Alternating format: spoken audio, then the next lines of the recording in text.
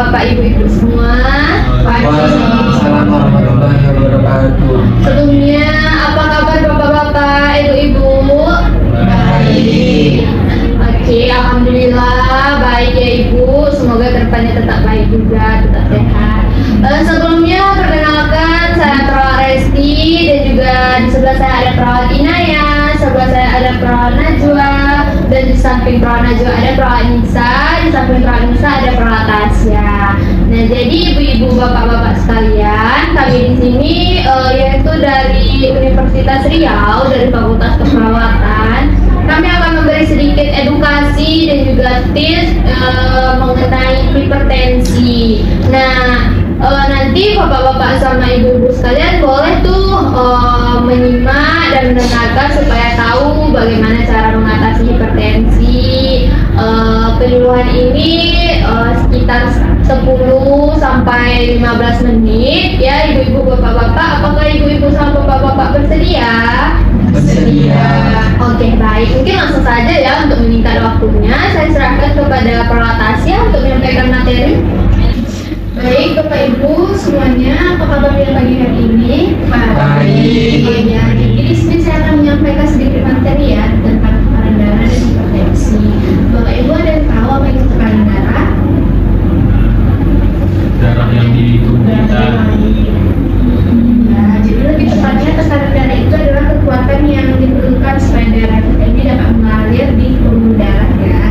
Tekanan darah yang normal itu 120/80. Nanti ketika tekanan darah itu meningkat atau lebih tinggi di atas normal, itu namanya hipertensi. Hipertensi ini tanda-tanda dan gejalanya itu bisa sakit kepala, pusing, mual, dan lain-lain.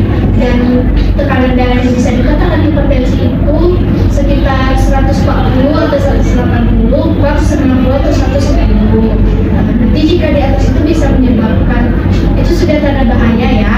Dan hipertensi ini bisa menyebabkan kesakitan dan juga bisa menyebabkan kematian. Yang biasanya itu bisa disebut dengan silent killer ya Bapak Ibu. Dan juga hipertensi ini memiliki faktor risiko seperti makan makanan yang kurang bergizi, terus kurang aktivitas fisik, dan juga faktornya dari usia. Kenapa kami melakukan penyuluhan tentang hipertensi ini? Karena pada lansia ini biasanya rentan terjadi hipertensi. Dan juga pada lansia ini biasanya terjadi kehilangan elastisitas pembuluh darah yang menyebabkan peningkatan pada tekanan darah. Dan selanjutnya itu pembahasannya itu akan dilanjutkan oleh Prof. Naya ya Bapak Ibu. Selanjutnya, gimana kabarnya Bapak Ibu pagi hari ini? Baik ya. Saya akan melanjutkan penjelasan dari Tasya, yaitu mengenai gejala dan hipertensi. Nah, gejala dari hipertensi ini ada yang pernah hipertensi sih? Dengan Bapak siapa? Bapaknya. Oke, Bapak Fajar. Apa aja yang Bapak rasakan selama hipertensi?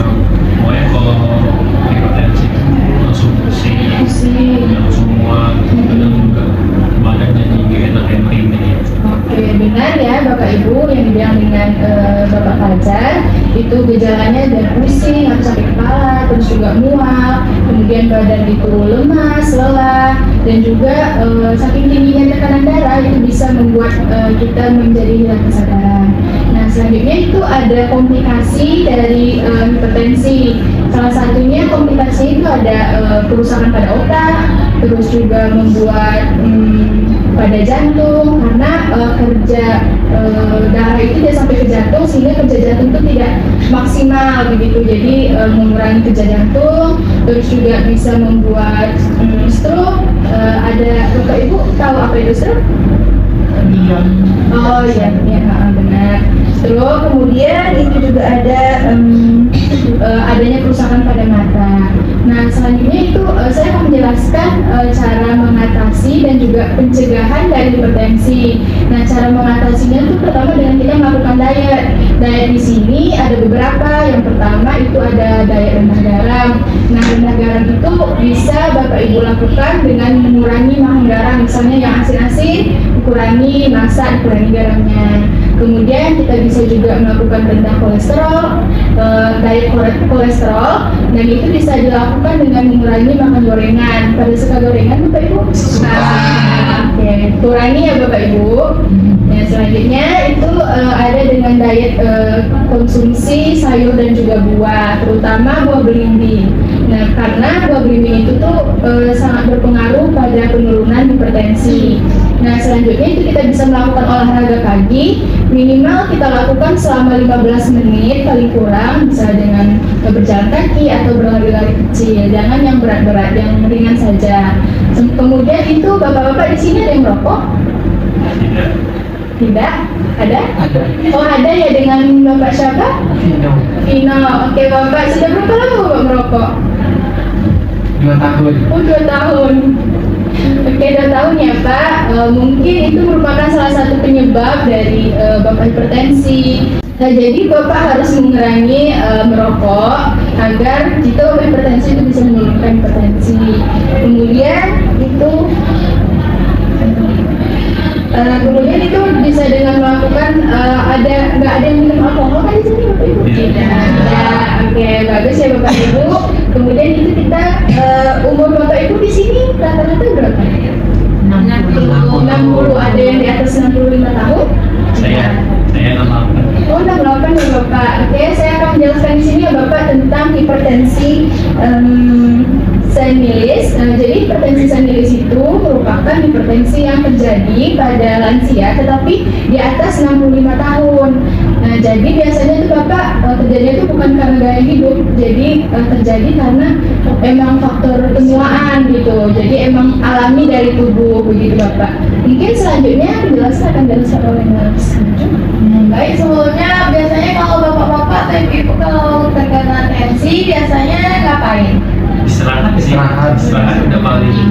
Minum obat juga. Nah, kan biasanya minum obat. Sekarang kami tuh melakukannya itu dengan rebusan daun alpukat. Nah, kenapa daun alpukat? Karena daun alpukat itu telah teruji dan juga di daun alpukat ini terdapat kalium, kalsium, magnesium, fosfor dan mineral. Nah, kalium itu sendiri yaitu dapat menyeimbangkan elektrolit dan juga mengontrol tekanan darah. Kemudian senyawa kimia lainnya yang terdapat pada daun alpukat ini ada saponin, flavonoid dan juga alkaloid. Nah, flavonoid ini yaitu dapat melebarkan pembuluh darah dan juga dapat menurunkan tekanan darah. Kemudian ada saponin. Saponin itu untuk meringankan kerja jantung dan juga alkaloid yaitu menurunkan curah jantung yang mana dapat menyebabkan penurunan tekanan darah. Kemudian kita akan dilanjutkan dengan merebus daun alpukat oleh perawat Nisa. Oke, baik Bapak Ibu. Jadi di sini saya akan melakukan demonstrasi ya bagaimana cara membuat rebusan daun alpukat yang dapat bermanfaat untuk menurunkan hipertensi. Jadi di sini Bapak siapa tadi yang terkena hipertensi? Fajar ya. Di sini kami sebelum mendemonstrasikan itu apakah nanti Bapak bersedia untuk meminum air rebusan daun alpukatnya? Saya mencoba sih. Ya, coba ya Pak ya. Oke, baik. Sebelumnya kita ukur dulu ya tensi sebelum kita lakukan demonstrasinya. Kita ukur tensinya.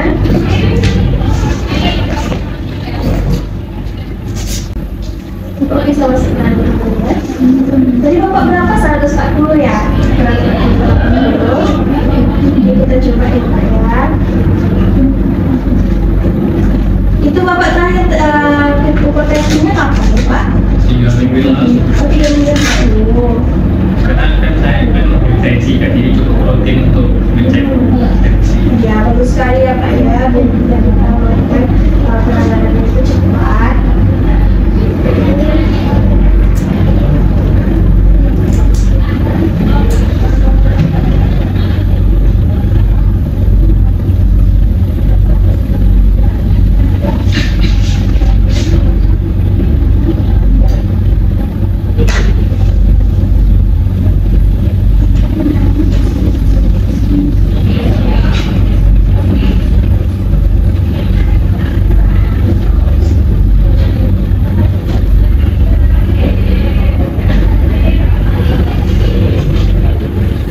Oke, baik Bapak, di sini untuk tensinya itu 140/100 ya. Itu sudah termasuk ke dalam kategori hipertensi. Jadi nanti Bapak bisa mencoba air rebusan daun alpukatnya ya untuk makan.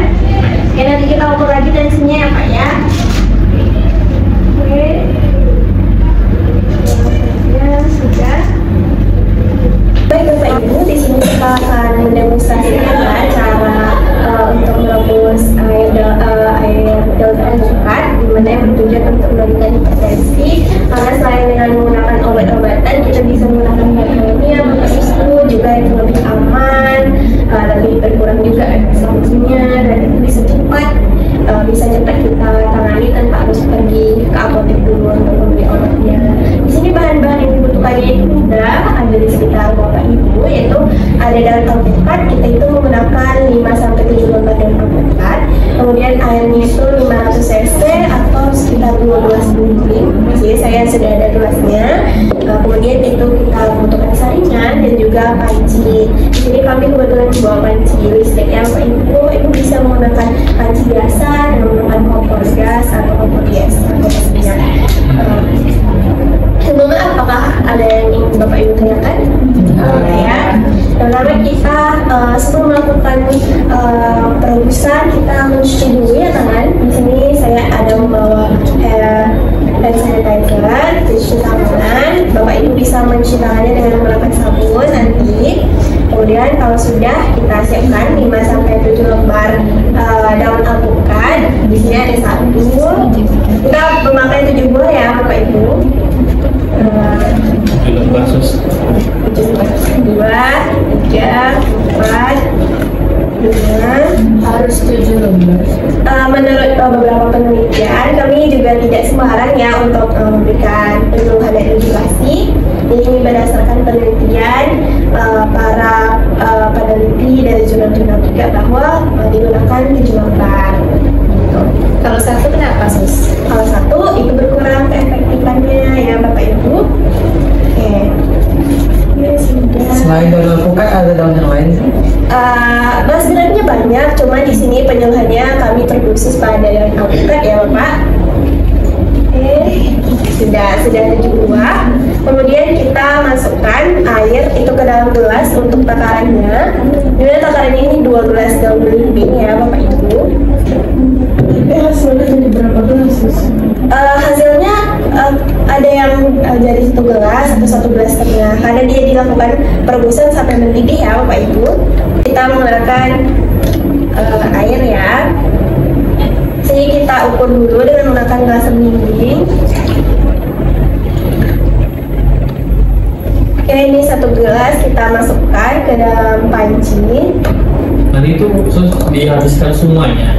Iya, dihabiskan 1 gelas dan minumnya itu biasanya pada pagi hari lebih baik ya, sebelum makan.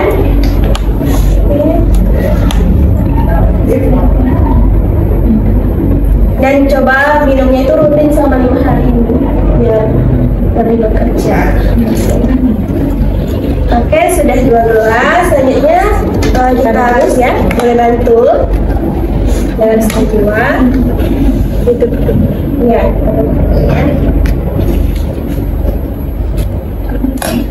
Rebusnya ini sampai mendidih saja ya Bapak Ibu.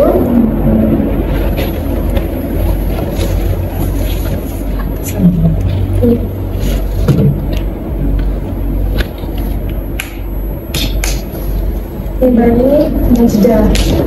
Kita tunggu ya Bapak Ibu sampai mendidih.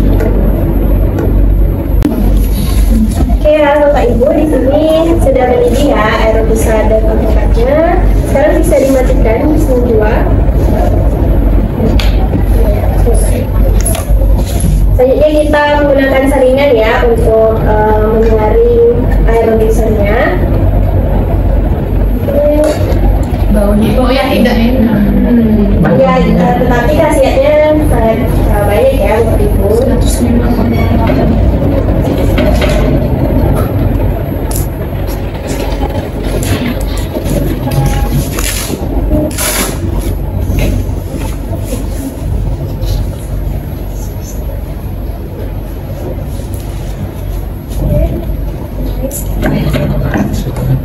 Ya, ini kita tunggu dingin sebentar ya. Jadi Bapak Fajar bisa mencobanya, nanti kita ukur lagi tensinya ya.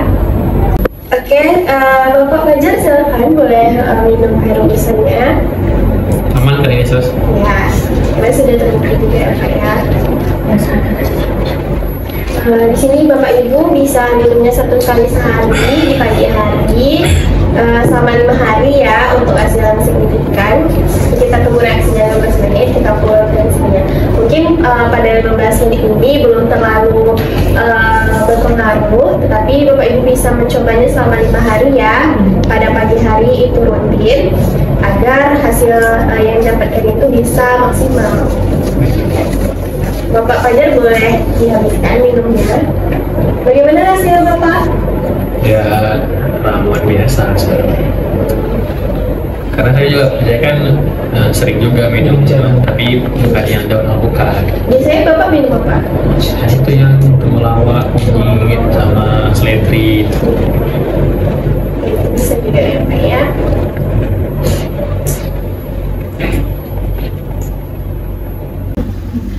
Oke, baik Bapak, di sini sudah 15 menit ya kita coba. Tapi mungkin ini reaksinya tidak langsung signifikan. Bapak Fajar bisa rutin nanti dalam 5 hari setiap pagi itu Bapak.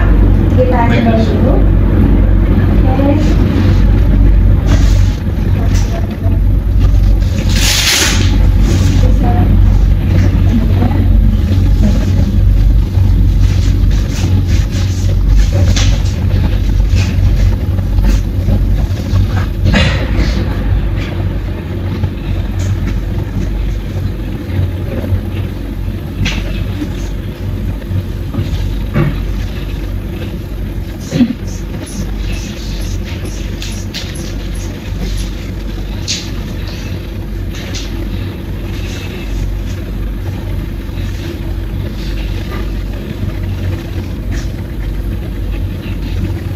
Oke, baik Bapak, di sini untuk hasil pengukuran tensinya itu tensinya menjadi 135/90 ya Pak, dari 140/100. Itu menunjukkan bahwa tadi Bapak minum rebusannya bisa menurunkan tensinya.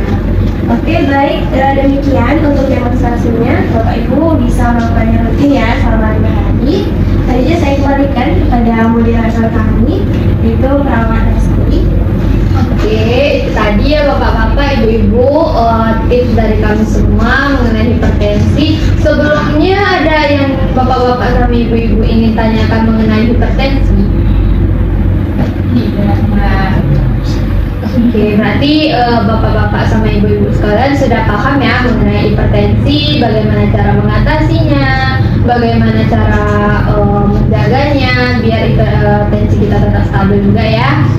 Baik, mungkin waktu kita juga sudah habis terkait penyuluhan hipertensi. Terima kasih kami ucapkan kepada Bapak-Bapak dan Ibu-Ibu sudah memberikan waktunya dan juga perhatiannya,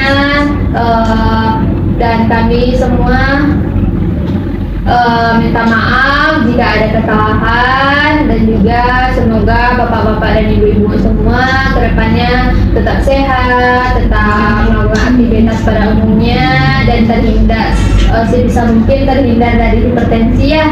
Oke, Bapak-Bapak dan Ibu-Ibu sekalian, sebelum kita tutup nih, saya ingin bertanya mengenai kesan dan pesan Bapak terkait penyuluhan hipertensi tadi. Ada yang ingin menyampaikan pesan dan pesannya? Paling kreasi kan, biasanya saya juga minum ramuan kan. Ini jadi menambah informasi saya aja untuk ramuan tuh gak gitu aja Mbak. Oke, bagus ya Bapak. Terima kasih juga Bapak sudah memberikan pesan dan pesannya kepada kami. Dan kami juga berpesan untuk Bapak dan Ibu semua tetap jaga kesehatannya, jangan stres dan jangan banyak pikiran. Semoga Bapak dan Ibu sekalian terhindar dari namanya hipertensi ya. Oke, mungkin itu saja karena waktu kita juga sudah habis. Kami pamit undur diri. Saya tutup. Assalamualaikum warahmatullahi wabarakatuh. Waalaikumsalam warahmatullahi wabarakatuh.